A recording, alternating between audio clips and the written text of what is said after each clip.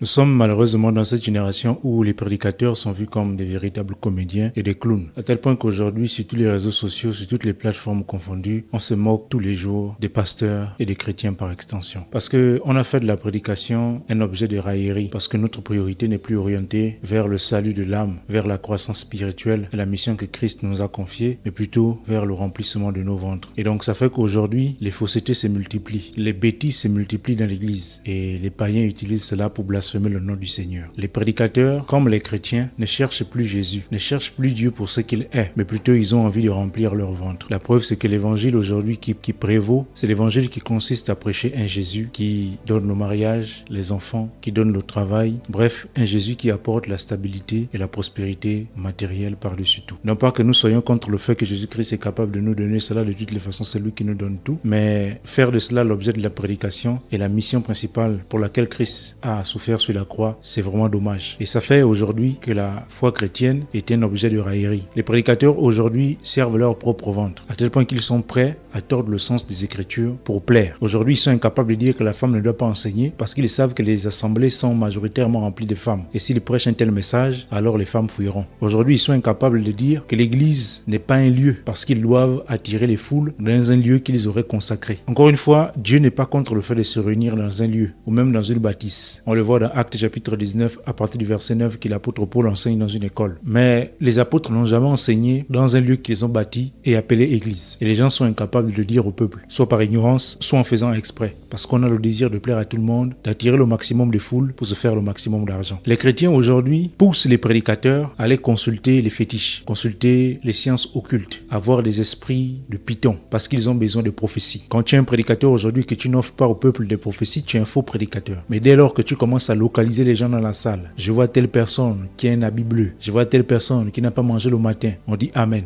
Des pures bêtises auxquelles l'église est abonnée aujourd'hui. Et tout ça, ça contribue effectivement à faire en sorte que les païens blasphèment le nom du Seigneur. Et aujourd'hui, les chrétiens ont même peur d'exprimer leur foi. Ils ont peur de dire qu'ils sont chrétiens, à tel point qu'ils se retrouvent, quand ils se retrouvent face à leurs amis, à leurs connaissances, ou même au milieu de leur famille, ils se fondent dans la masse. Ils sont prêts à faire ce que tout le monde fait parce qu'ils n'ont pas envie qu'on leur pointe du doigt, parce qu'ils sont chrétiens. Je suis bien d'accord que la chrétienté est un chemin difficile d'un point de vue de la chair. Mais j'ai envie de dire que la chrétienté n'est pas un choix, c'est une obligation. Parce que nous sommes nés pour ça, en principe. C'est pourquoi Jésus pouvait dire je suis le chemin. Il n'a pas dit je suis un chemin. Il a dit je suis le chemin, la vérité et la vie. Donc en dehors de lui, il n'y en a pas d'autre. Mais malheureusement aujourd'hui, les faux prédicateurs n'arrangent pas les choses. C'est l'évangile du ventre, c'est l'évangile de la prospérité, c'est l'évangile de l'esprit du python. Si tu ne prophétises pas des prophéties à 2 balles, tu n'es pas considéré comme un prédicateur. Si tu ne viens pas prophétiser sur la vie des gens, tu n'es pas considéré comme un prophète. Aujourd'hui, la prophétie est vue comme... En fait, les gens confondent l'esprit de la divination avec l'esprit de la prophétie. J'aimerais vous poser une question simple et soyez honnête avec vous-même. Vous avez vu quel prophète dans la Bible faire ce que vos prophètes font aujourd'hui? Prophétiser sur les vies des gens, prophétiser sur ce qu'ils ont mangé ou n'ont pas mangé le matin, prophétiser sur leur voyage, prophétiser sur leurs enfants. Est-ce que les prophètes ont passé leur temps à faire des conneries pareilles? Est-ce qu'ils ont passé leur prédication à dire des conneries pareilles? Frère, faisons un effort. Revenons à la sainte doctrine. Autant pour ceux qui prêchent que pour ceux qui écoutent. Parce que ceux qui écoutent sont aussi responsables. Parce que vous poussez beaucoup de prédicateurs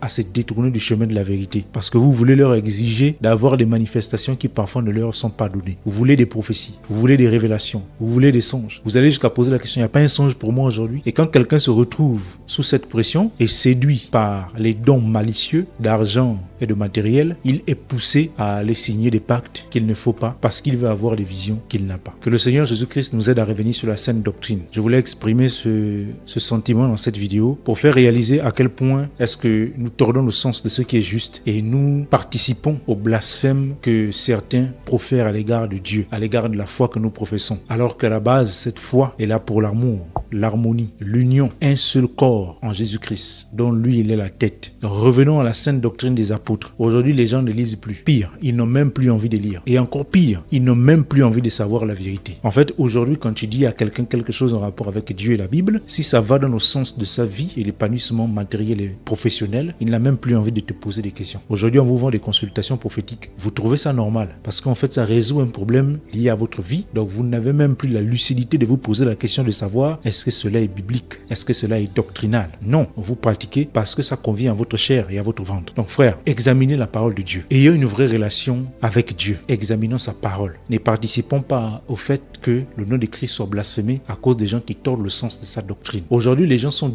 déçus par un Dieu qui ne leur donne pas tout ce qu'ils demandent. Mais c'est parce qu'on vous a dépeint un Dieu qui n'a rien à voir avec celui que vous professez aujourd'hui. Le Dieu que nous connaissons n'est pas un Dieu de l'évangile de la prospérité. Le Dieu que nous connaissons n'est pas un Dieu de vision, de divination, comme les soi-disant prophètes passent le temps à le faire dans les assemblées. Le Dieu que nous connaissons n'est pas un Dieu de l'extravagance. Le Dieu que nous connaissons n'est pas un Dieu de la luxure. Un enfant de Dieu peut avoir de l'argent, il peut avoir du matériel et même en abondance. Et ça, la Bible le dit. Ce n'est pas un péché d'en avoir en abondance. Si tu es milliardaire ou millionnaire, gloire à Dieu. Le problème, c'est que quand ça devient la mission pour laquelle nous avons été créés, là, ce n'est plus en harmonie avec Dieu. Parce qu'il ne nous a pas créés pour ça. Voyez-vous? Examinez ce qu'ont été la vie des apôtres et des prophètes avant eux. Ils n'ont pas eu tous les biens de la terre, mais pourtant ils étaient heureux et ont été en communion avec Dieu. Je ne suis pas en train de dire que vous ne devez pas rechercher ce qui est matériel. Non, vous avez le droit de le faire parce que vous êtes responsable certainement des gens autour de vous. Vous devez rendre à vos parents ce que vous leur devez. Vous devez honorer ceux qui doivent être honorés, mais ne faites pas de ça l'objectif pour lequel Christ est mort sur la croix. Non, c'est pas pour ça qu'il est mort. Il est mort pour la vie éternelle, pour l'absolution des péchés. Donc il faut que ce soit ce message que nous prêchons au monde, au lieu de prêcher un Jésus